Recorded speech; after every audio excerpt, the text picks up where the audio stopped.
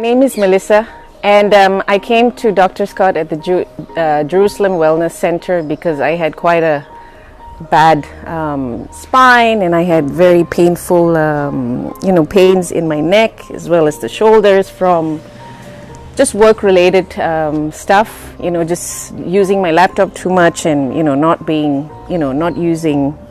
holding my position well. And it got better. I mean, I've been on intensive treatments for over 3 months now.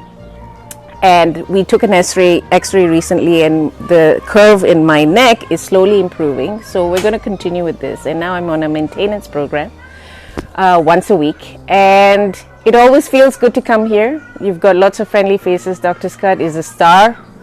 There's quite a number of colleagues of mine as well that's with the Jerusalem Wellness Center, and we're super happy. So thank you.